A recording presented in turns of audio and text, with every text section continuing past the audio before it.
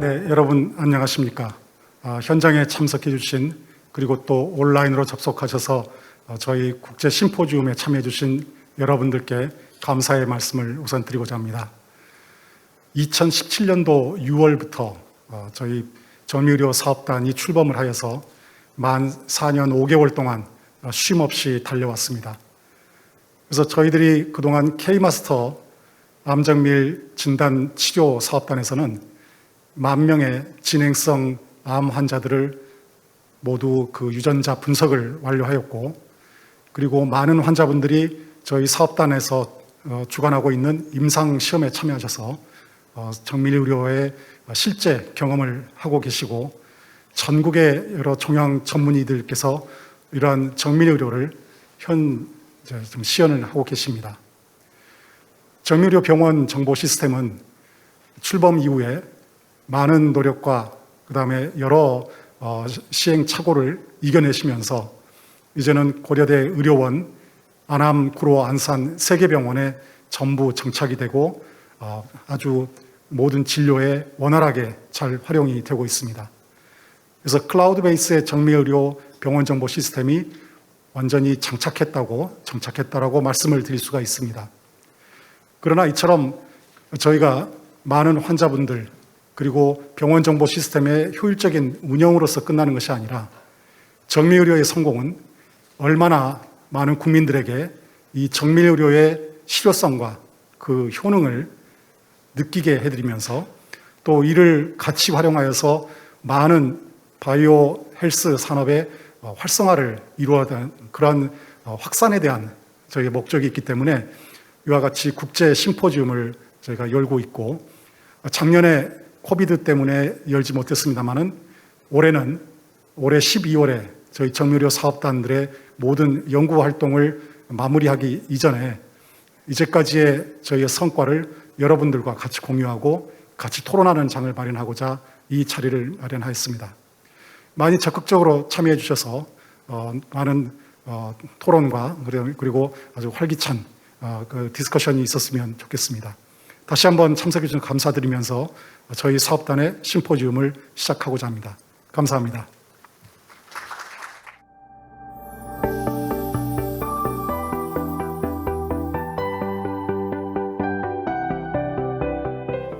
이제 본격적으로 세션을 시작하도록 하겠습니다. 첫 번째 세션은 가톨릭대학교 서울성모병원 내분비내과의 윤건호 교수님께서 좌장을 맡아주셨습니다.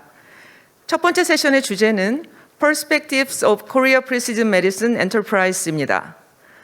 윤 교수님, 네, 모시겠습니다. 박수로 맞아주십시오. 네, 안녕하십니까. 이렇게 또 만나 뵙게 돼서 반갑고, 또 이런 좋은 자리에 저를 초대해 주신 김효론 단장님, 이상원 단장님 두 분께 깊은 감사의 말씀을 드립니다. 이미 단장님께서 소개해 주셨지만 우리나라에서 거의 유례가 없는 굉장히 큰 어떤 사업단 2개가 거의 이제 마지막을 향해서 가고 있는 것 같습니다. 의료 정보 사업과 또 암에 대한 어떤 치료, 이런 것들이 이제 잘 그동안 굉장히 많은 헌신과 노력으로 이루어져서 이제 아마 이 자리까지 오지 않았나 이렇게 생각이 됩니다. 그래서 그 두 사업단장님의 이런 큰 프레젠테이션을 제가 이제 좌장을 하게 된 것을 저도 굉장히 큰 영광으로 생각을 합니다. 그래서 오늘 2개 연재를 제가 좌장을 하게 되겠고, 각 연재가 끝나면 끝나자마자 곧바로 Q&A를 계속 진행하고 가도록 하겠습니다. 그래서 실시간 Q&A를 할 예정인데, 아까 말씀드렸지만 유튜브로 시청하고 계신 분들께서는 유튜브에 채팅창에 질문을 하시라도 올려주시면 보면서 하도록 하고요. 그 다음에 본인이 여기 현장에서 참석해서 질문을 주실 분은 그냥 질문을 주시면 되겠습니다. 자, 그럼 첫 번째 연자부터 소개해 올리도록 하겠습니다. 첫 번째 연자님이 이미 소개 받으셨습니다. 김효롱 교수님이 되겠고, 고대 졸업하시고 쭉 일을 하시고 현재 코리아 프레시즌 메디슨 엔터프라이즈의 디렉터로 일을 하시고, 고대에서 아남 호스피탈 클리니컬 트라이얼 센터의 디렉터도 역임하신 바가 있습니다. 현재 또 아시아 온콜로지 소사이어티의 회장으로 지금 이 큰 일을 하고 계시기 때문에 아마 많은 일로 정말 바쁘신 와중에도 큰 사업을 성공하셨다 이렇게 생각이 됩니다. 오늘 첫 번째로 강의해 주실 김효롱 교수님의 제목은 Recent Progress of K-Master Program이라는 제목으로 여러분께 강의를 해주시겠습니다. 김효롱 교수님 그럼 부탁드리겠습니다. 네, 윤건호 교수님 감사합니다. 그동안 저희 정밀의료 사업단 처음 출범 때부터 운영위원회 위원장으로서 계속 저희 사업단에 다각도로 도움을 많이 주셨고, 그래서 이렇게 오늘 또 차장님으로 모셨고, 그동안 저희들이 이루은 여러 가지 결과에 대해서 발표를 드리고자 합니다. 우선 이 암 정밀 진단 및 치료 사업단 K-마스터 사업단에서는 저희가 암 치료에 있어서 큰 패러다임들이 많이 바뀌는 저희 그런 시기에 저희가 있습니다. 그래서 과거에는 어느 부위에서 암이 발생했느냐에 따라서 단순히 발생 기관에 따른 암의 분류 그리고 거기에 따른 치료법들만 개발이 됐었습니다만은 이제 점차 유전자 분석을 통해서 특정 부위의 암이라 하더라도 다양한 주된 그 돌연 변이를 가지고 있고, 그러한 돌연 변이들은 환자의 치료 진단에 커다란 변화가 초래할 수 있다라는 것들을 알게 됐습니다. 그로부터 저희 정밀의료의 개념이 들어왔고요. 보시는 것처럼 각 암종별로 아주 다양한 돌연 변이들을 가지고 있고, 그러한 돌연 변이들은 그 해당 환자의 암 세포의 여러 가지 바이올로지컬 성격을 차이를 내고 있습니다. 그래서 이렇게 패스웨이별로 저희가 서로 이 분류를 하게끔 그렇게 변화가 되고 있고요. 특히 최근에는 진 퓨전이 여러 유전자에서 발견이 되고 있고, 그런 특정 진 퓨전은 한 가지 암종에서만 나타나는 것이 아니라 다양한 암종에서 나타나는 것을 알 수가 있습니다.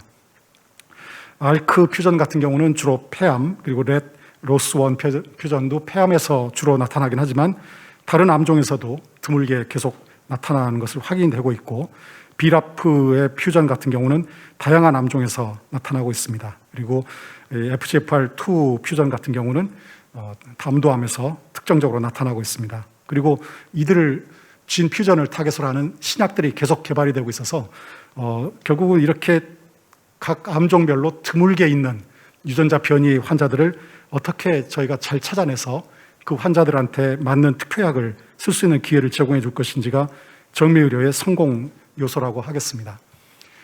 2017년도의 통계에 의하면은 이미 어떤 신약이 허가를 받았거나 그래서 또는 동일한 암종은 아니지만 다른 암종에서 허가를 받아서 그 약을 쓸 수 있는 그런 환자들의 퍼센테이지가 총 7% 플러스 2%, 그러니까 약 9% 정도가 있었습니다. 그리고 레벨 2B, FDA의 허가를 받은 어떤 바이오마커를 찾아서 약을 쓸 수 있는 환자까지 하게 되면은 총 18%의 환자가 암 환자들 중에서 존재하고 있습니다. 그러나 실제로 이들 환자를 제외하고 나머지 레벨 2B에서 3A, 3B에 해당하는 환자들은 자기가 특정 유전자 변이를 가지고 있음에도 불구하고 허가받지 않은 약제를 접근할 수 있는 길이 거의 없습니다. 그래서 이런 정밀의료가 도입이 될 때는 반드시 이런 신약들이 접근이 가능한 임상시험을 통한 접근이 필요합니다. 그래서 저희 정밀의료 사업단에서는 그러한 접근을 시도를 했고요.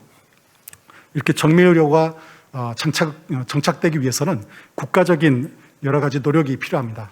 왜냐하면 이 정밀의료에 참여하는 환자, 그리고 연구자, 진료의사, 그리고 약을 제공하고 있는 인더스트리, 그리고 국가적인 차원에서 이런 정밀의료의 기반을 형성을 하고 이런 다자 간의 많은 협력이 필요하고, 그리고 전체적인 국민들의 공감대가 있어야만 이런 정밀의료가 성공적으로 뿌리를 내릴 수가 있다 하겠습니다. 앞에 오프닝에서 말씀드린 것처럼 2017년도 6월 달에 보건복지부와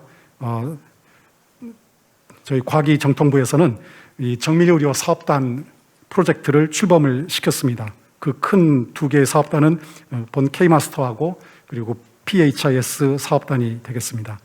저희 K-마스터는 크게 3가지의 코어 그리고 10가지의 세부 목적을 가지고 있습니다. 첫 번째 코어는 제노믹 스크리닝, 그래서 그 환자들이, 암 환자들이 가지고 있는 유전적 변이를 찾아내는 것이고요. 그다음에 두 번째 코어는 임상시험을 통해서 현재 개발 중인 신약이나 또는 변이를 찾아낸 환자들에게 적절한 항암 치료의 기회를 임상시험으로 통해서 제공해 드리는 것이고, 세 번째 코어는 여기서 얻어진 유전자 분석 결과 그리고 임상시험 데이터를 인테그레이션해서 하나의 통합 데이터로서 다음 환자들에게 도움을 줄 수 있는 데이터셋을 구성하는 것이 목적이 되겠습니다. 이를 위해서 저희 사업단에서는 처음에 제노믹 스크리닝을 통해 전국에 56개의 참여 병원을 모집을 했습니다. 그래서 거의 모든 대형 병원이 다 참여를 했고요. 이 병원에서는 모든 진행성 또는 전이성 암 환자들, 지금 표준 치료에 실패하신 분들을 주로 대상으로 해서 동의서를 획득한 이후에 시료와 그리고 이 혈액을 샘플을 채취를 해서 저희 K마스터 제노믹 테스팅 디파트먼트로 보내주셨습니다. 그럼 저희가 여기서 샘플에서 DNA를 익스트랙션하고 다시 NGS 시퀀싱 사이트로 보내드린 다음에 그 결과를 다시 통보받아서 참여하고 있는 모든 기관 선생님들께 그 결과를 알려드리고, 해당 환자가 현재 표준 치료로 하실 수 있으면은 그대로 치료를 들어가시고, 그렇지 않은 경우에는 저희 사업단이 오픈하고 있는 임상시험 또는 그게 여의치 않으면은 다른 모든 임상시험에 참여해서 치료받을 수 있는 기회를 제공할 수 있도록 해드렸습니다. 그래서 이러한 프로세스가 전국적으로 이루어지기 위해서 많은 그 협력 기관들을 통해서 샘플을 이송을 해왔고요. 저희가 삼은 그 DNA 시퀀싱 패널은 크게 K마스터 캔서 패널로 점차 업그레이드 하면서 총 409개 유전자를 커버하는 패널, 그리고 총 646개 유전자를 커버하는 RNA 시퀀싱 패널을 활용을 하였습니다. 액체 생검을 통해서는 마크로젠과 같이 협력하여서 총 88개 유전자 그리고 3개의 퓨전진을 커버를 하는 리퀴드 바이옵시 패널을 어댑트를 했고요. 총 5000X의 딥 시퀀싱 메소드를 통해서 효율적으로 변이를 찾아냈습니다. 그리고 바코딩 시스템을 통해서 노이즈를 제거를 했습니다. 이러한 유전자 분석은 결과가 2주 또는 3주 내에 참여하는 그 기관에 통보될 수 있도록 저희가 노력을 했고요. 그래서 지난 10월 8일부로 해서 저희가 총 10,000명의 환자의 시퀀싱을 이루어냈습니다. 참여하고 있는 암종별 환자의 숫자는 다음과 같습니다. 가장 많은 암종은 직결장암 환자이고, 그리고 유방암, 폐암, 위암 순입니다. 그리고 총 14개의 암종이 있어서 적어도 100명 이상의 환자의 데이터를 확보를 함으로 인해서 이러한 데이터베이스를 통해서 특정 암종에 어떤 유전자 변이들이 많은지를 저희가 찾아낼 수 있게 되었습니다. 사경하 교수님과 같이 한 팬 캔서 아날라이시스 결과를 보시면은 이 다양한 암종에서 액셔너블 또는 치료 약물이 가능한 유전자 변이들이 이렇게 나오고 있고, 그 해당 암종은 이전에 외국에서 발표한 것과 물론 크게 다르지는 않습니다만은 또 한국인 암의 특성이 있다는 것을 저희들이 찾아냈고, 그리고 가장 많은 유전자 변이인 KRAS나 P53를 제외하고서 많이 나타나는 제노믹 알터레이션으로서 BRAF, HER2, NRAS, ATM 이와 같은 유전자들이 앞으로 타겟터블 유전자 변이로서 우리의 데이터에서 확인이 가능하였습니다.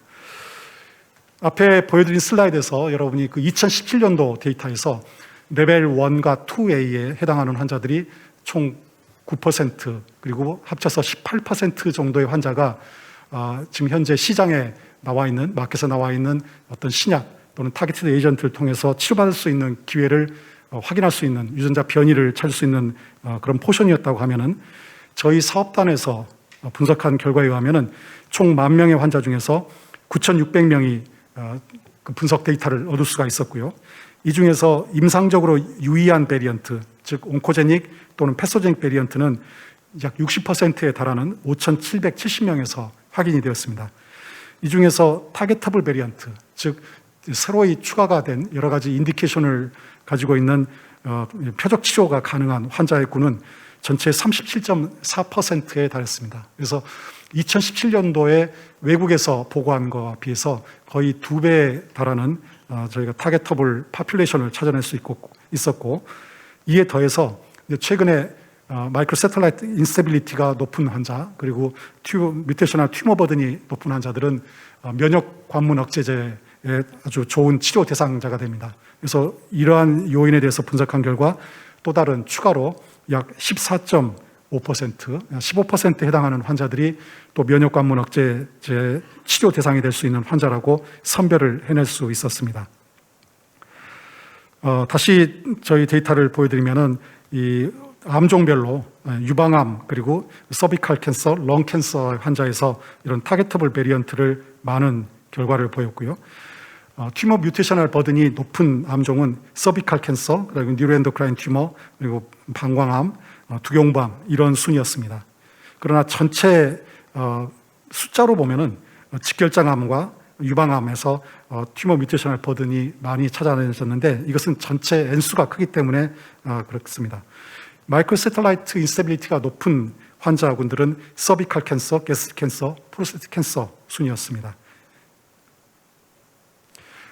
각 암종별로 액셔너블 제네틱 체인지를 보시면은 유방암에서는 역시 헐투의 앰플리피케이션이 가장 많은 유전자 변이였었고 타겟터블 변이였었고 PIK3CA의 앰플리피케이션 그리고 SMV도 많이 나타났습니다.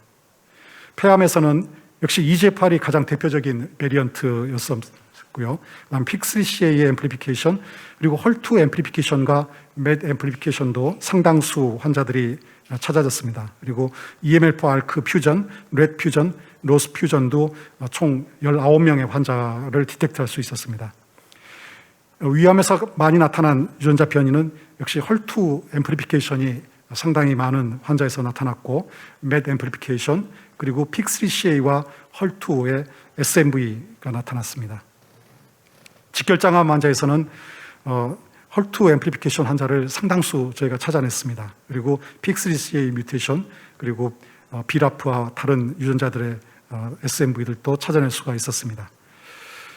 이러한 그 뮤테이셔널 몰레큘라 랜드스케이프를 다른 데이터하고 비교한 역시 사경하 교수님의 연구 결과를 보시면은 이 직결장암, 담도암 환자에 있어서 저희 K마스터 데이터와 메모리얼 슬론 캐터링 데이터 그리고 이 샹하이의 이스턴 하스피탈의 데이터하고 비교를 해보시면은 각각 그 인종별로 유전자 변이가 약간씩 다르고 또 일부 공통적으로 쉐어하고 있는 유전자 변이도 있습니다만은 그 특성의 차이들을 비교를 해볼 수가 있었습니다.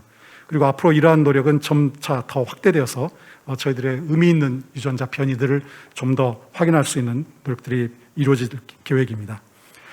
현재 진행되고 있는 저희 임상시험은 총 20개 임상시험이 되겠습니다. 이미 환자 등록이 끝난 거 또는 이제 곧 끝난 환자 그 임상시험들도 있고요. 현재 진행 중인 임상시험들도 있으며 이들 임상시험에는 많은 중개 연구들도 같이 진행이 되고 있기 때문에 특정 그룹의 또는 효과가 좋은 그룹의 환자에 있어서 어떤 유전자 변이들이 주로 많은 환자들이 많은 효과를 보고는 있는지 이런 것들을 결과를 도출해낼 수 있기를 기대합니다.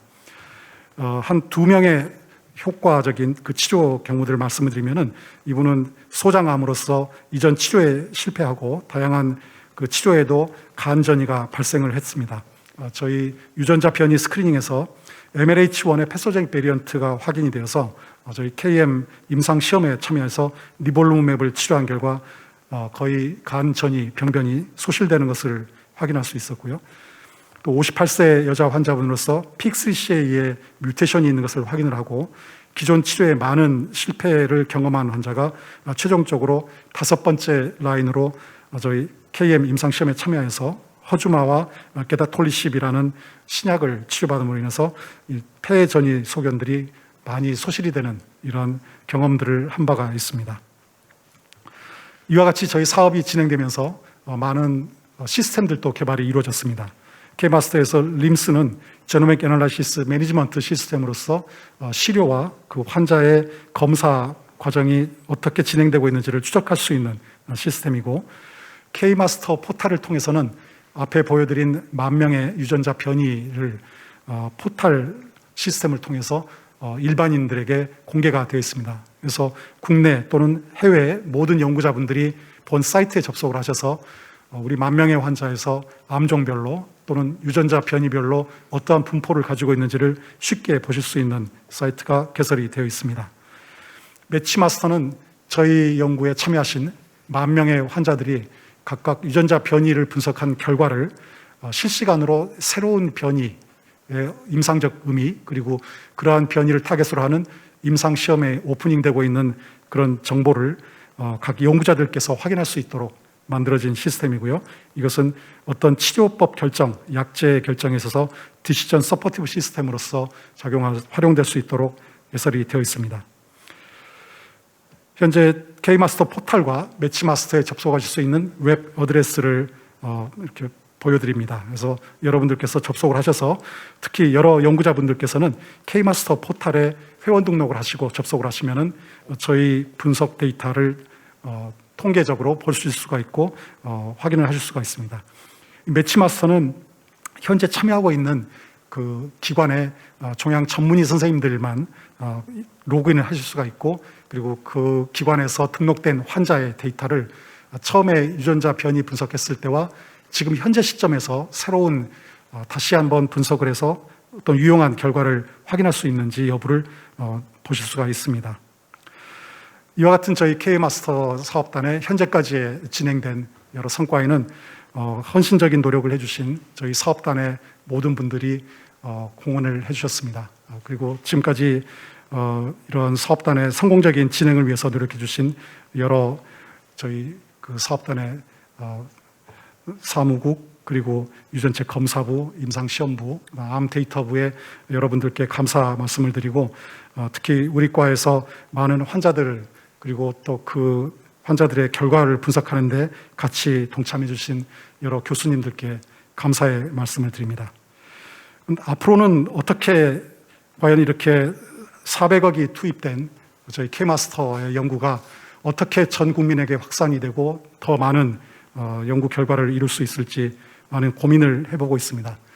좀 더 환자에게 직접적으로 다가가는 페이션트 센터드 서비스가 도입이 돼야 되지 않을까. 그리고 이를 통해서 전 국민이 얼마나 암 정밀 의료에서의 이러한 접근이 효율적인지를 같이 공유할 수 있는 기회를 가질 수 있도록 좀 더 노력을 해보도록 하겠습니다.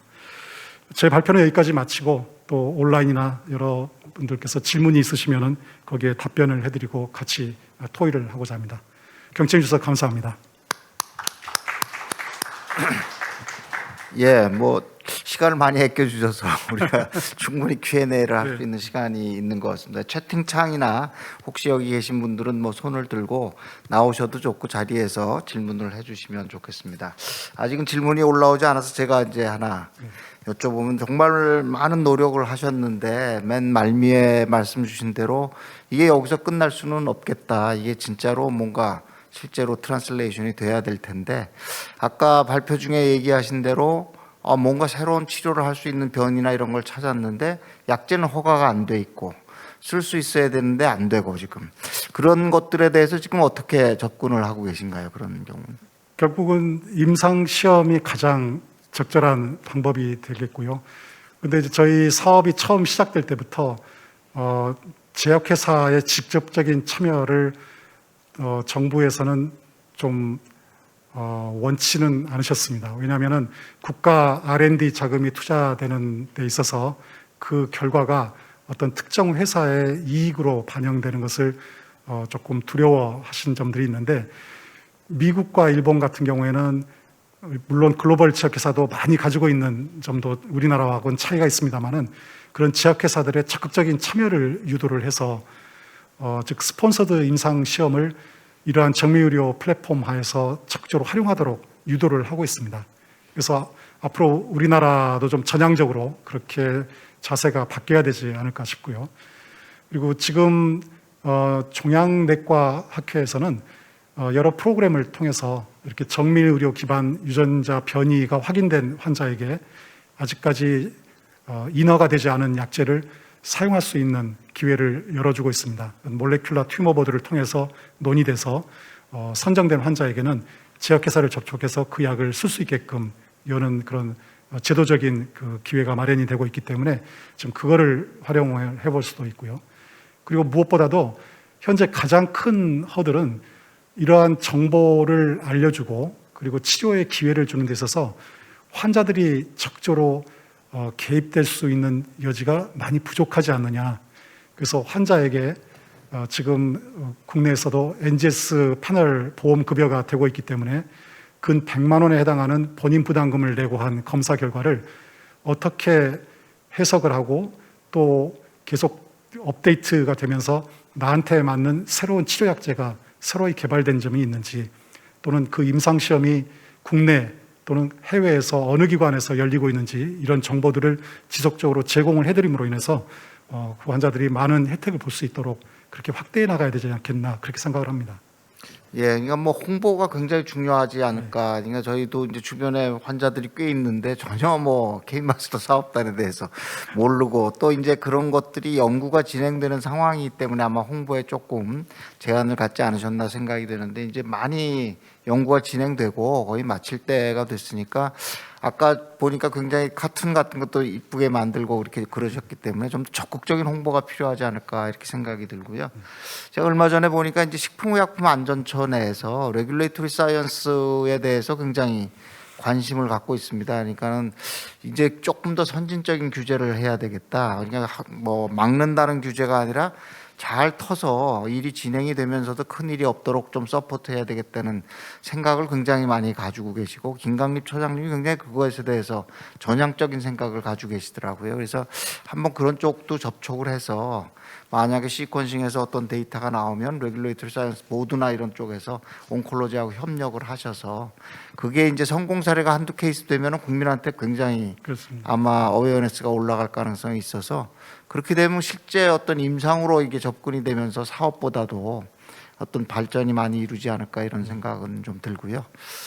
아직도 질문을 안 주시고 시간은 많아서 제가 하나 더 생각은, 이제 이런 사업들을 꽤 하고 있지 않습니까? 우리도 하고 있고, 일본에 뭐 후쿠시마 메가뱅크 같은 것도 지금 있는 걸로 알고 있고, 영국도 지놈 프로젝트 하고, 미국도 뭐 똑같이 뭐 엄브렐라 이런 트라이얼들 여러 가지 하는데, 그런 분들하고 이제 커뮤니케이션을 많이 하셨을 텐데, 뭐 그쪽에서 우리가 좀 배워올 거, 그다음에 앞으로 우리가 더 전향적으로 나간다면 국제적으로 어떤 협력이 필요하겠다, 어떤 지원이 좀 있었으면 좋겠다는 생각이 있으시면 말씀을 부탁드리겠습니다. 이제 다음 그 두 번째 세션에서 일본의 그 닥터 오쭈가 또 발표를 하게 돼 있습니다. 그래서 자펜 스크럼 같은 경우는 그 일본 안에서만 진행되는 것이 아니라 아까 말씀드린 것처럼 글로벌 지역회사들을 적극적으로 끌어들여 가지고 대만까지 포함을 하는 아시아 프로젝트로 키워나가고 있습니다. 그리고 거기에서는 전 국민을, 그 암 환자를 대상으로 NGS 패널 보험 급여를 하면서 그 데이터를 환자에게 동의를 받고 전부 시캣이라는 그런 기구에 전부 센트럴 데포짓 시켜서 그걸 데이터베이스화해서 활용을 하고, 그 일본의 글로벌 지역회사뿐만 아니라 다른 회사들도 참여를 해서 그 데이터를 쉐어할 수 있도록 그렇게 나가는 걸 봐서 우리도 그러한 노력이 분명히 필요하고요. 그리고 저희가 유전자 검사라는 큰 틀에 묶여서 자꾸 이제 시민단체나 또는 많은 그 우려를 하는 분들이 계시는데, 암 종양 유전체 분석은 일반적인 그런 유전성 유전자 분석과는 전혀 다른 차원입니다. 그래서 이런 소마틱 체인지는 암 세포가 되면서 나타난 유전자 변이기 때문에 전혀 특정 개인을 추적할 수 없는, 즉 개인 정보하고는 전혀 무관한 변화입니다. 그래서 이러한 것은 데이터베이스화되어서 분석하고 그리고 환자의 치료에 바로 도입이 되고, 또 많은 데이터베이스화된 것들이 활용이 되어서 신약 개발로 이어진다는 점들을 좀 대국민 홍보를 적극적으로 해서 그런 우려를 씻어드리는 것도 큰 노력이 필요하지 않는 분야인가 그렇게 생각을 합니다. 네, 뭐 질문이 하나 들어왔는데, 리퀴드 바이옵시 샘플을 많이 보여주셨는데 그런 경우에 티슈로 다시 리컨펌을 하셨는지 아니면 리퀴드 바이옵시만 분석을 하셨는지, 이런 질문입니다. 저희 연구에, 저희 사업단 연구에 참여하신 환자분들은 저희가 가능하면 티슈를 프라이어리티로 확보를 해서 분석하려고 했었고요.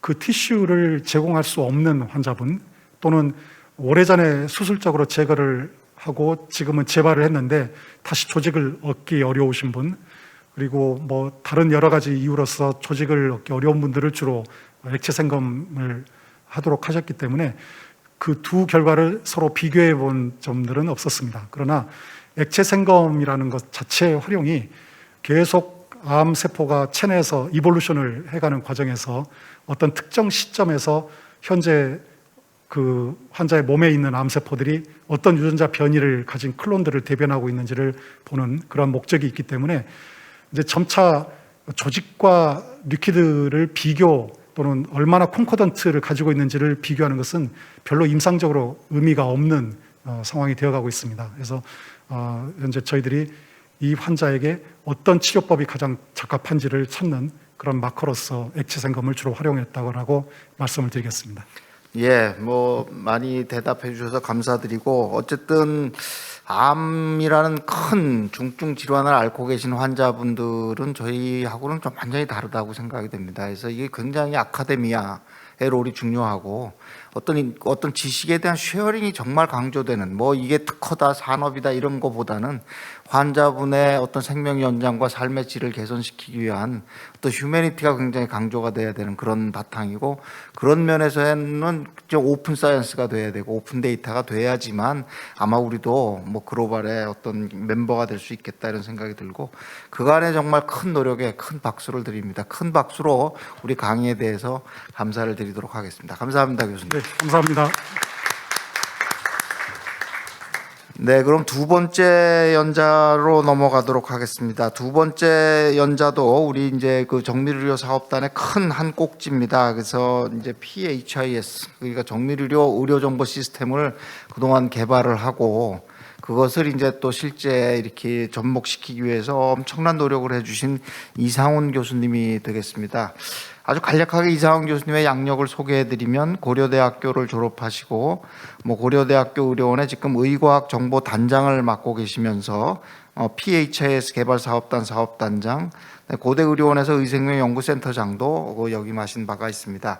특히 이 PHIS 시스템은 우리가 이제 큰 병원의 EMR 시스템은 거의 다 온사이트로 되어 있는데, 클라우드 기반의 어떤 HIS를 만들었다는 게 굉장히 큰 의미가 있어서 그런 클라우드를 여러 병원에 우리가 접목시킬 수 있을 것이다. 또 두 번째는 굉장히 뭐 많은 EMR의 펑션을 각 모듈별로 이렇게 만들어서 뭐 큰 병원이든 작은 병원이든 개인 의원이든 그런 것들을 쓸 수가 있을 것이다. 이런 이제 개념이 들어가고, 클라우드 개념으로 만들어서 이제 다양하게 접목을 하기 때문에 아마 지금 산재돼 있고 다 분절돼 있는 우리나라 의료 정보를 향후에 표준화하고 통합하는데 큰 역할을 할 수 있는 그런 시스템을 개발하신 게 아닌가, 이렇게 돼서 제가 항상 이렇게 존경하고 있습니다. 그러면 두 번째 이상훈 교수님의 강의를 청해 듣도록 하겠습니다. 교수님의 오늘 강의 제목은 Recent Progress of PHIS System이라는 제목으로 강의를 해주시겠습니다. 큰 박수로 환영해 주십시오. 예, 소개 감사드립니다. 클라우드 시스템 적용 사례에 대해서 보고드리겠습니다. 지금 4차 산업혁명 시대 한가운데 와 있고요. 4차 산업혁명은 기존의 그 1, 2, 3차가 공급의 혁명이었다면 4차는 이제 소비의 혁명이 되는 것입니다. 그래서 그게 가능해진 게 이런 IoT 사물 인터넷, 그리고 5G, 그리고 클라우드의 빅데이터, 그 빅데이터가 모여서 AI로 분석이 되는 이러한 그 기반이 이루어졌기 때문에 가능해졌습니다. 이런 것들을 통해서 우리가 뭐 자율주행을 하면 그 앞차하고 충돌이 되지 않게 그 맞춤형의 서비스를 줄 수가 있습니다. 의료에서도 마찬가지로 이제 김연호 단장님이 말씀하신 것처럼 이런 그 환자 맞춤형의 서비스가 가능해졌습니다. 이러한 것들은 이제 미래 의료고, 이러한데 가장 중요한 거는 그러면 그러한 뭐 AI나 클라우드나 이런 시스템이 완비되어 있는데 얼마나 많은 그러한 훌륭한 빅데이터가 있느냐가 관건이 될 것입니다. 그래서 미래 의료는 이런 데이터 기반의 정밀 의료가 될 것이고요. 그 정밀을 위해서 많은 훌륭한 빅데이터가 모이는 것이 가장 중요하게 되겠습니다. 그 저희가 요거 시작하기 전에 그 정밀의료 슬라이드를 한번 보셨지만, 그 제가 다시 한번 보여드리도록 하겠습니다.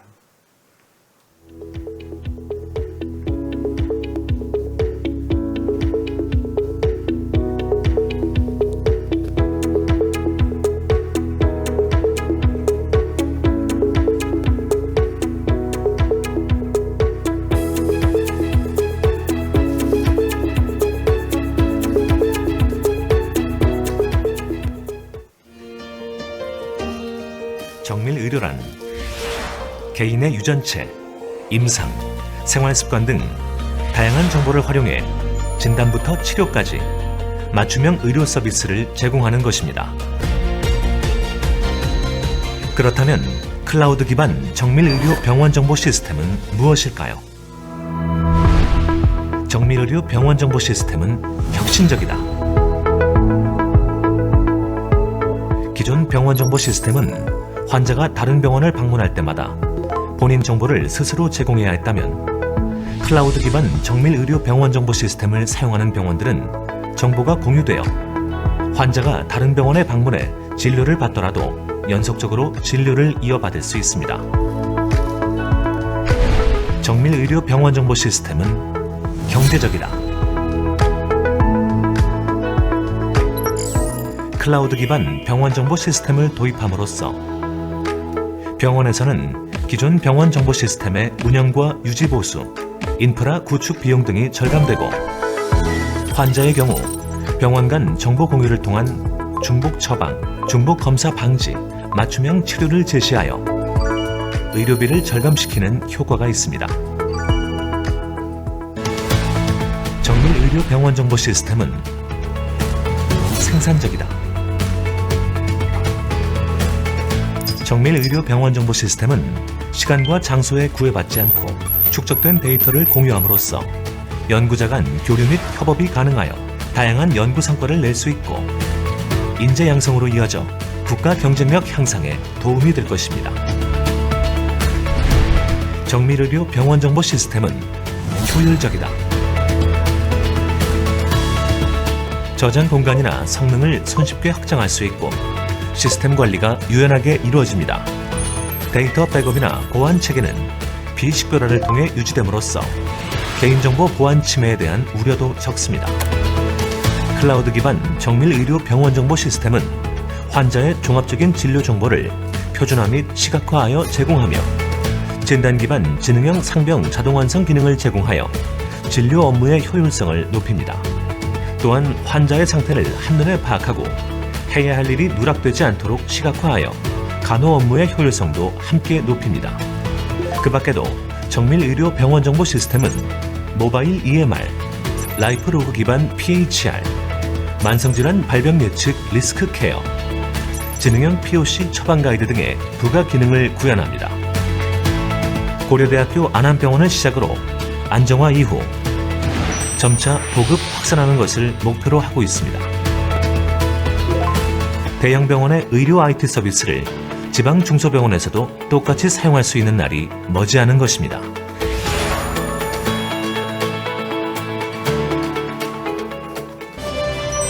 정밀의료 병원 정보 시스템 PHIS. 치료기간은 줄이고 효과는 높이며 정밀 의료를 실현하는 첨단 기술로 의료계에 불어오는 4차 산업혁명의 바람을 선도할 것입니다. 병원 정보 시스템의 완전한 혁신, 정밀 의료 서비스의 완벽한 구현, 그 중심에 클라우드 기반 정밀 의료 병원 정보 시스템이 있습니다. 그래서 방금 우리가 본 영상처럼 그 빅데이터를 모을 때 가장 훌륭한 시스템을 클라우드에 올려놓고 공유로 쓰면 위에 보시는 것처럼 이렇게 여러 병원들이 하나의 병원처럼 그 같은 용어, 같은 코드, 같은 프로그램을 쓰면서 빅데이터를 모을 수 있습니다. 그 밑에처럼 돼 있으면 여러 병원들이 서로 다른 시스템을 쓰고 조금씩 다른 용어를 쓰게 되면 그거를 그 빅데이터 하는데 많은 비용이 들게 되는데요. 그래서 우리 미래의 의료를 위한 빅데이터를 하는데 클라우드 시스템에 큰 장점이 있습니다. 이런 것이 있기 때문에 그 보호목적과 가정통부가 이러한 정밀호 사업단을 발족한 것이고요. 그 지난 4년간 정부 연구비 308억을 투여하고 그 고대에서 현금 350억, 그다음에 현물로 150억, 500억 투여했습니다. 그리고 이 베이스가 됐던 거는 삼성서울병원이 이제 다윈 프로젝트, 삼성 SDS와 삼성 서울병원이 500억씩 투자해서 그 총 1,800억이 투자된 가장 많은 투자가 이루어지고 가장 많이 개발되어 있는 그런 우수한 시스템입니다. 이 시스템이 이제 근간이 돼서 K마스터와도 인터페이스 연계가 되고요.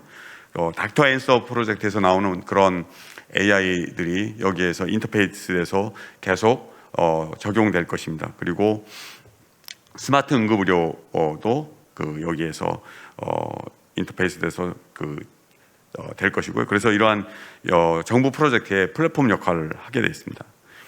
PHIS에서는 지금 2, 3차 병원용이 고대의료원 3개 병원에서 모두 다 오픈되어 있고요. 거기는 진료 지원, 업무, 이런 공통 관리까지 모든 그 프로그램이 개발되어 있고 CDW도 개발되어 있습니다.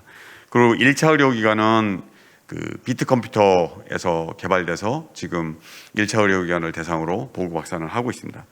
그 외에 빅데이터를 잘 모을 수 있게 저희가 용어 표준화를 하였습니다. 이 사업은 그 연구중심 병원 10개 중에 6개 병원이 참여하고 있고 삼성 SDS 그리고 네이버 클라우드가 함께 하여서 개발하였습니다. 그 시스템은 전부 모듈로 개발이 돼 있어서요.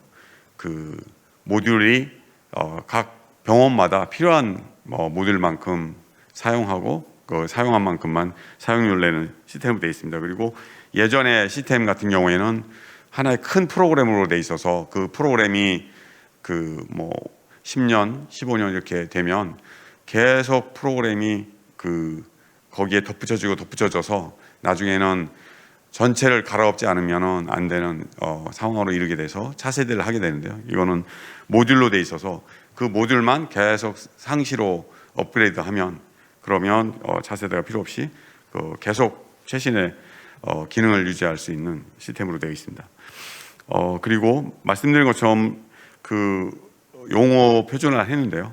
지금 이 진단명 예에서 보면은 저희가 KCD7을 쓰고 있었는데 여기에는 정확한 진단명을 임상에서 쓰는 진단명을 쓸 수가 없습니다. 그 비슷한 진단명을 끼워 맞출 수밖에 없는데 여기에 보면은 그 바일 덕트 옵스트럭션에 대해서도 하나의 진단명밖에 없습니다. 그렇지만 우리가 임상에서 쓰는 것들은 이렇게 그 4가지 이상의 진단명이 있는데 이런 것들을 전부 다 임상에서 쓰는 진단명을 전부 다 표준화해서 넣었고요. 그리고 거꾸로 KCD7으로 돌아가서 분석할 수도 있게 했습니다. 정확한 진단명이 임상에서 쓸 수 있는 진단명이 들어가지 않으면 우리가 빅데이터 연구를 할 수가 없는데 이러한 데 많은 노력을 기울였습니다. 그리고 이렇게 그 용어를 표준화한 다음에 이 용어에 대해서도 국제 표준과 모두 인터페이스를 했습니다. 그래서 수술명, 간호 용어, 주요 수명까지 전부 다 그 표준화를 하였고요. 그리고 이러한 용어가 사용하는 기관들이 요청하면 그 요청에 대해서 평가하고 빠르게 다시 보급할 수 있는 그러한 시스템도 갖추어 놨습니다. 그리고 코드도 표준화해서 약 용어 89,000개, 코드는 한 36,000개를 했고 이거를 많은 병원들이 이제 같이 쓰면서 상시로 가장 최신으로 업그레이드 유지해 나갈 예정입니다. 그리고 부가 모듈에서는 우리가 스마트폰이나 패드에서 그 환자의 상태를 볼 수 있는 모바일 EMR이 있고요. 그다음에 환자가 병원에 있는 자기의 데이터를 자기의 앱에서 볼 수 있는 퍼스널라이즈 레코드 PHR이 클라우드 버전으로 개발되어 있습니다. 그래서 사용하고 있고요. 여기에는 스마트워치를 포함한 여러 가지 웨어러블 디바이스 그리고 여러 가지 블루투스 기능이 있는 각종 의료기기들이 30여 종이 인터페이스 돼 있어서 그러한 생활 습관에서 나오는 라이프로그 데이터를 모을 수 있고, 그 모은 게 진료를 볼 때 환자가 동일하면 그 병원의 의무 기록이랑 합쳐져서 진료를 볼 수 있게 되어 있습니다. 그리고 만성 심혈관 질환을 예측하는 AI도 개발되어 있습니다. 그리고 그 말씀드린 것처럼 모든 시스템이 클라우드에 다 올라가 있는데요. 클라우드에 있는 것 중에 가장 큰 장점 중에 하나는 보안입니다. 네이버는 창사 이래로 그 언론에 날 정도의 의미 있는 보안 사고가 한 번도 난 적이 없는데요. 지금도 매년 수백억 이상을 들이면서 최신의 보안 체계를 유지하고 있습니다. 그런데 우리가 지금 각 병원에 있는 그러한 서버들은 이런 그 네이버 클라우드처럼 막대한 돈을 들여서 보안을 유지할 수가 없습니다. 1년에 몇 억 정도 들이는 것도 큰 부담이 되는 것이고요. 그래서 그 보시는 것처럼 매년 이런 보안 사고가 나고 있습니다. 올해도 벌써 11건이 났고요. 앞으로는 의료 데이터의 중요성이 점점 더 증대되는데, 이러한 그 병원의 그 시스템의 보안 사고는 점점 더 증가될 것이고요. 그거를 막기 위한 보안 비용은 더 올라가게 돼서 앞으로는 이 보안 때문이라도 클라우드가 답이 될 수 있습니다.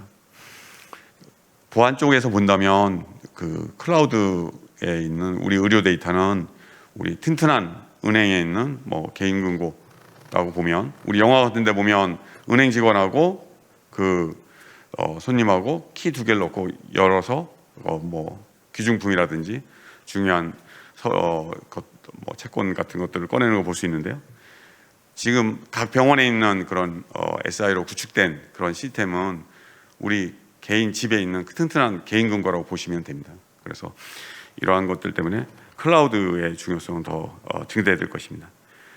그리고 클라우드 시스템은 그 저희가 네이버 클라우드를 쓰고 있는데요. 그 KR1, KR2 평촌하고 가산에 있는 시스템이 물리적으로 떨어져 있고, 두 개의 떨어진 시스템이 항상 상시로 동기화되고 있습니다.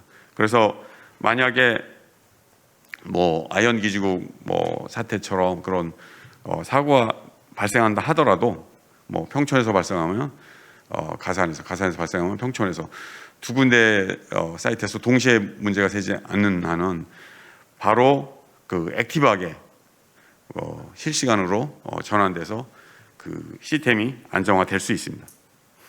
그래서 이러한 기본적인 이중화를 통해서 안정적으로 그 시스템을 훨씬 더 유지할 수가 있고요. 또 클라우드의 장점이 오토 스케일업, 오토 스케일 다운입니다. 우리가 이번에 코비드 19 때 백신 그 접종하는 것들을 그 국민들이 신청하는데 많은 어려움이 있었는데, 네이버 클라우드에 그 시스템을 올린 이후에는 그런 문제가 다 해결됐습니다. 그게 아무리 많은 접속자가 급격히 는다 하더라도 클라우드는 그거에 맞춰서 오토 스케일업 하면서 그걸 맞춰주고 있습니다.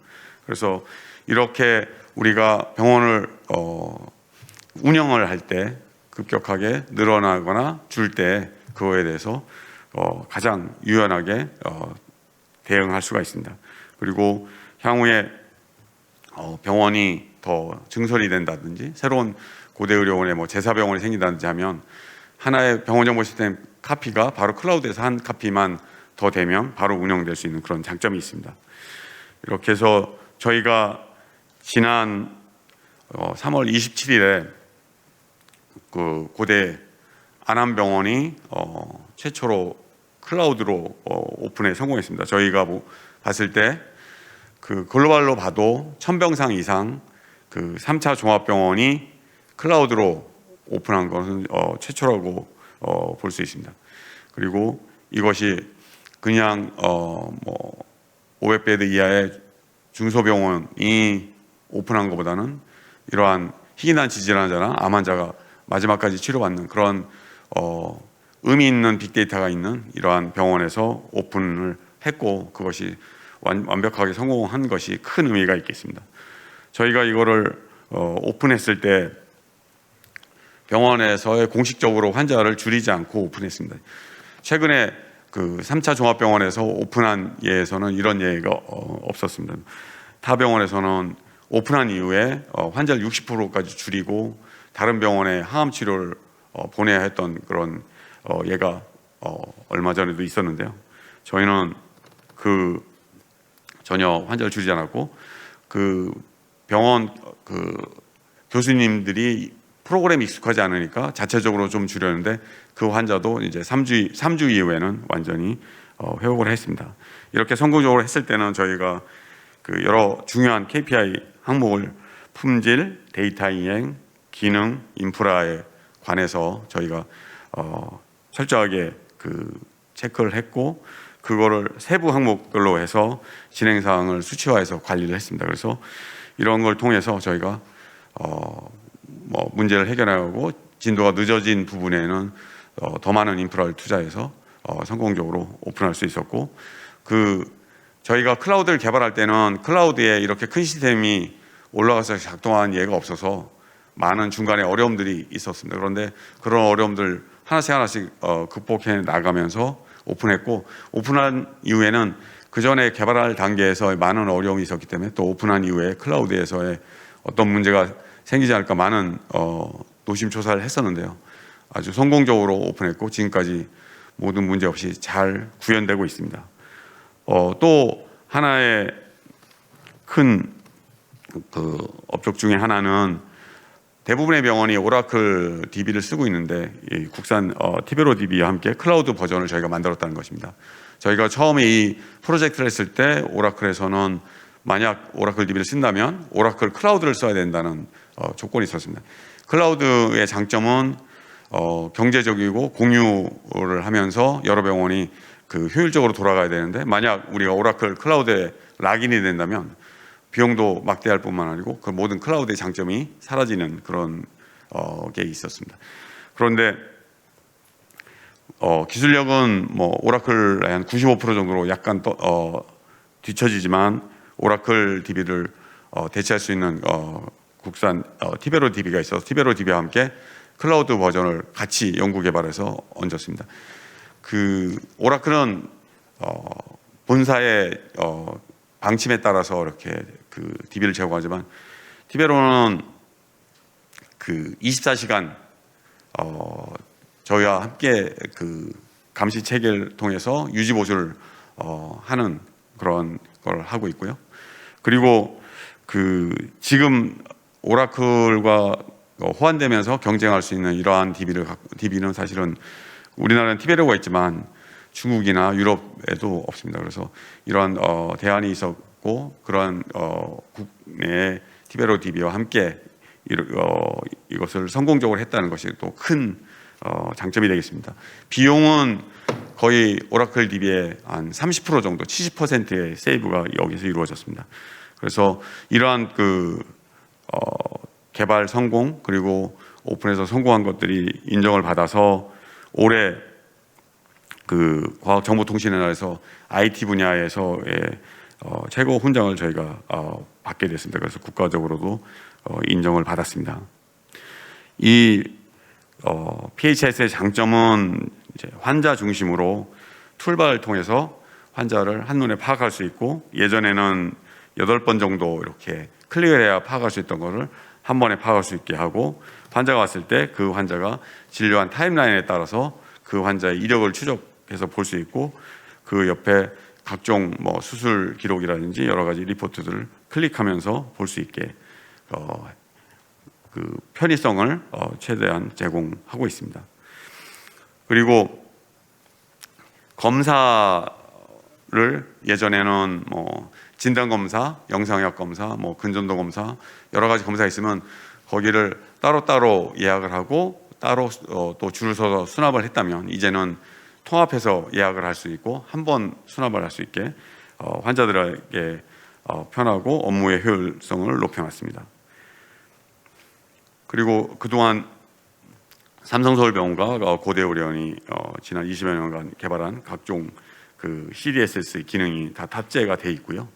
또 그 고대 안암병원은 우리나라에서 최고의 그 환자 안전을 그 인증받은 JCI 인증병원입니다. 그래서 우리나라 최고의 환자 안전을 지키는 그런 병원인데 그거에 필요한 모든 그 시스템들이 이 시스템에 탑재가 되어 있습니다.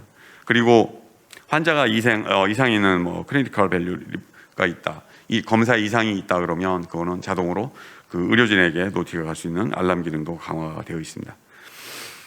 그리고 이게 클라우드에 있기 때문에 클라우드에 그 오픈 API 게이트웨이를 통해서 그 인터페이스를 하게 되어 있습니다. 그래서 저희가 여러 가지 의료기기라든지 AI라든지 PHR이 인터페이스 되는데 그런 인터페이스 되는 것들은 이 오픈 API를 통해서 인터페이스 되기 때문에 새로운 의료기기가 와더라도 기존에 개발된 API를 활용하고 뭐 10% 전후만 추가 개발하면 될 수 있고, 다른 인터페이스 되면서 시스템 내로 들어와서 그 문제를 일으키는 것이 없는 그런 시스템으로 되어 있습니다. 그래서 훨씬 더 인터페이스를 잘할 수 있는 그러한 시스템으로 구축이 되어 있습니다.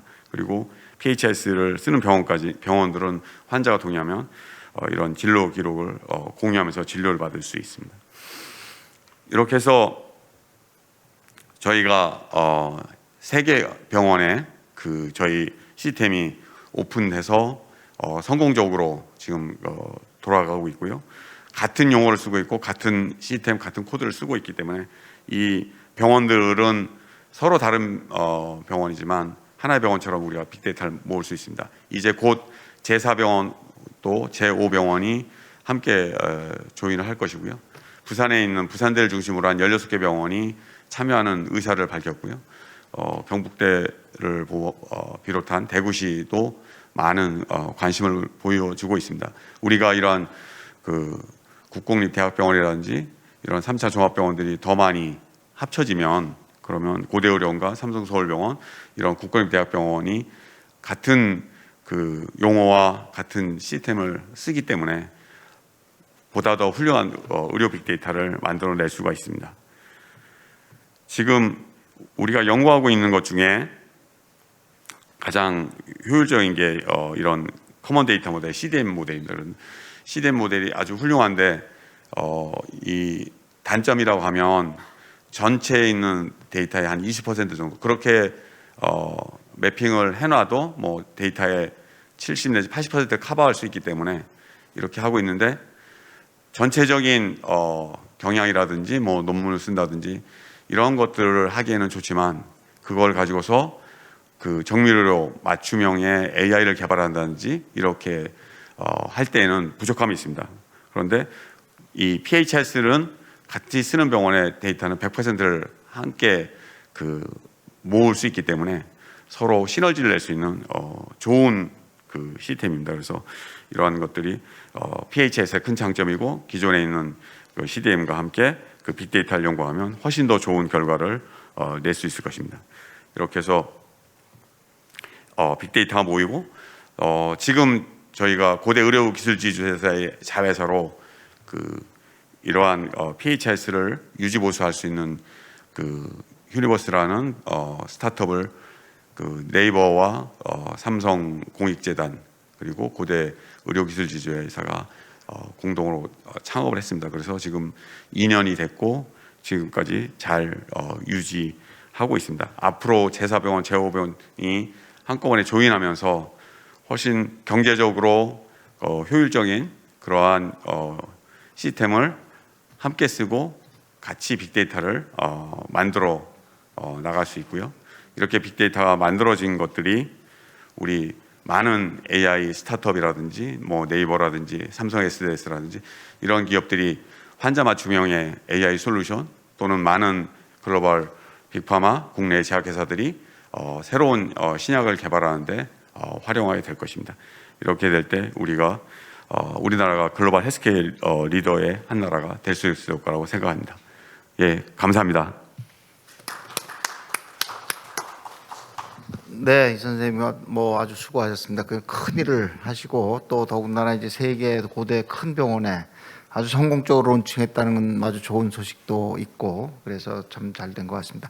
자, 그러면 오늘 강의해 주신 내용에 대해서 우리가 질의응답을 오픈하도록 하겠습니다. 혹시 질문이 있으신 분은 뭐 채팅창에 남겨주시거나 아니면 현장에서 손을 들고 뭐 질문을 해주시면 감사하겠습니다.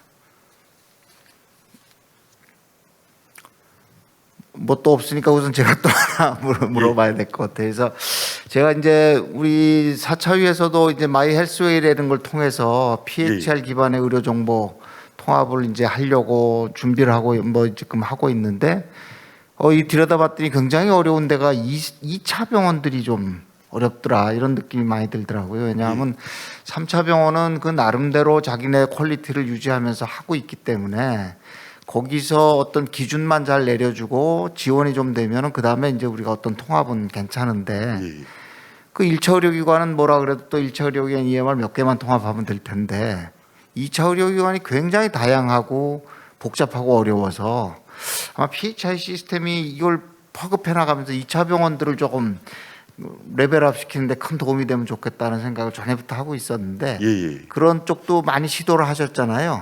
어떻게 좀 진행되고 있는지 설명 좀 해주시겠어요? 예.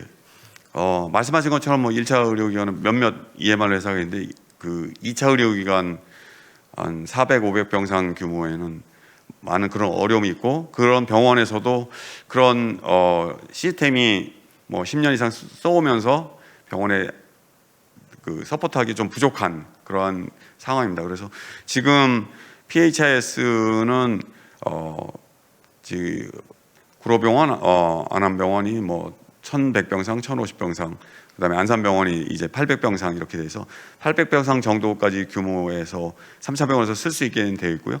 저희가 2차 병원도 500병상 전후, 400병상, 500병상 전후에 있는 2차 병원도 쓸 수 있게 지금 2차 병원용으로 모듈을 좀 정리하고 있습니다. 그리고 지금 이번 달 중으로 결정이 날 텐데요. 그 병원이 두 병원 모두 다 400병상에서 500병상 사이의 병원들이고요. 저희가 조금 그 병원들을 맞춰서 모듈을 준비했던 거를 거기에 적용하면서 저희가 조금 더 추가로 그 400병상들이 쓸 수 있게 그렇게 적용될 것 같습니다.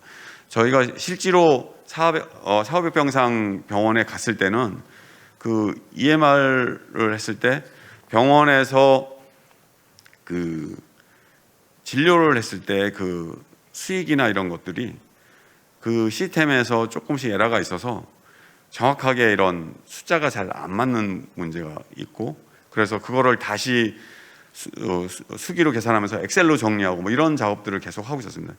지금 이 시스템은 뭐 최고의 기술력을 갖고 있는 SDS가 개발되어 있고 이 시스템이 그 2차 병원이 쓸 수 있게 조금만 그 모듈을 정리를 하고 약간만 다운사이즈 하면 충분히 쓸 수 있고 예전에는 이렇게 훌륭한 시스템을 쓰려면 SI를 하면은 최소한 30명 아무리 적어도 20명 이상의 유지 보수 인력이 있어야 되는데 지금 저희가 추산했을 때는 고대의료원에 30명 정도의 자회사를 합쳐서 유지 보수 인력이 있고 여기에 병원이 하나 애들 낼 때는 1,000병상 규모의 병원이 하나 애들 낼 때는 한 5명 정도 그리고 4,500병상이면 2명에서 3명 정도를 애드하면 됩니다. 그래서 그 예전에는 이런 2차 병원이 쓸 수 없었던 그런 좋은 프로그램을 이제는 이 클라우드로 같이 인력을 채워하기 때문에 쓸 수 있게 됐고 그런 것들이 이제 우리 병원들한테도 그리고 결국 환자들한테도 도움이 되지 않을까 생각하고 있습니다. 예, 아주 뭐 많이 기대하겠습니다. 또 하나 이제 큰 이슈가 이제 큰 병원들은 이미 뭐 1,000억대 이상의 돈을 투자했잖아요.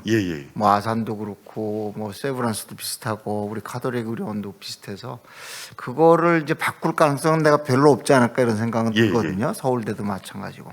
그런데 이제 그런 빅 시스템들하고 이게 서로 교류가 잘 돼야 자기 원하는 전체 어떤 그 의료 정보의 뭐 교류가 일어날 텐데 예, 예. 아마 이미 기존의 그 빅5들도 보면은 결과적으로는 크라우드로 변할 거잖아요, 지금. 그래서 그 크라우드로 변환이 될 때 좀 같이 콜라보레이션을 한다면 예, 예. 어떤 형태로 우리가 나중에 이제 서로 다른 EMR 시스템에서 의료 정보 교류가 잘 일어날 수 있다고 생각하시는지요? 예, 말씀하신 것처럼 그런 게 매우 중요함에도 불구하고 좀 허들이 있는데요. 그 교수님께서 위원장으로 하시면서 추진했던 마이헬스웨이가 그거의 첫 번째 단초가 될 수 있을 것 같고요. 그것이 뭐 일단은 마이헬스웨이가 뭐 G클라우드에 올라가긴 하지만 이런 그 큰 병원에 있는 시스템과는 전부 다 인터페이스가 되고 거기에는 정형화된 데이터들은 전부 다 그 쉐어가 될 수 있기 때문에 그것이 아마 좋은 플랫폼이 되지 않을까 생각합니다. 그 외에 뭐 나머지 그 비정형화된 데이터는 뭐 또 새로운 시도가 있어야 될 것 같고요. 그다음에 나중에 클라우드화 되면 지금은 뭐 팩스가 클라우드화 되지 않았지만 팩스도 클라우드 버전이 나와 있고 지금 PHS랑 또 인터페이스를 하고 있는데 향후에는 팩스도 클라우드화 갈 것 같은데 그렇게 될 때는 진짜 환자들이 뭐 MRI나 CT나 여러 가지 팩스 데이터를 같이 쉐어할 수 있는 그런 그 훨씬 그 베네핏을 받을 수 있는 그런 날이 오지 않을까 기대하고 있습니다. 아마 클라우드 기반으로 이번에 이제 바꾸셨는데 기존에 있던 데이터 마이그레이션은 어떻게 하셨는지요? 저희가 기존에 있던 지난 20여 년 있는 데이터를 전부 다 풀 마이그레이션을 했고요. 저희가 마이그레이션을 안 한 거는 이 환자가 돈을 계산할 때 예를 들어서 이 시스템 전에 검사 처방을 냈는데 이 시스템에서 취소를 하려고 그러면 이 돈까지 이렇게 맞춰야 되거든요. 그런데 그 돈을 맞추면서 에러가 날 수 있기 때문에 그렇게 환불을 하는 것만 한시적으로 옛날 시스템에서 환불해주고 그것만 빼고는 뭐 99% 마이그레이션 했습니다. 그런데 사실은 그렇게 풀 마이그레이션을 하는 거는 뭐 저희가 오픈하고 나서 이런 작은 에러들이 전부 다 마이그레이션에서 좀 나왔었거든요. 그래서 이런 대학병원이고 뭐 비용을 많이 들여도 된다고 했을 때는 그렇게 하지만 뭐 그렇지 않는 뭐 2차 병원이라든지 그럴 경우에는 한 6개월분 뭐 1년치 뭐 이 정도만 마이그레이션해도 충분히 하지 않을까 저는 생각하고 있습니다. 아까 라이프로그를 받아들이는 것도 한번 설명을 해주셨는데 예. 라이프로그는 어떤 형태로 뭐 어떤 데이터들을 주로 받게 되는 건지 디바이스하고 연동이 다 돼야 될 것 같고 예. 그다음에 뭐 여러 가지 이제 모바일 폰하고도 연결이 돼야 될 것 같은데 뭐 굉장히 많은 데이터들을 넣게 돼 있더라고요. 예. 아까 말씀 들어봐서 그건 어떻게 이제 연동하셨는지요? 그래서 저희 이제 스마트워치 그다음에 뭐 혈압계, 혈당계 그런 블루투스 표준을 지키는 것들은 전부 다 그 인터페이스를 해놨습니다. 그래서 그렇게 됐고 저희가 감염병동은 지금 이 PHR 시스템을 가지고서 거기만 시범적으로 스마트워치 가지고서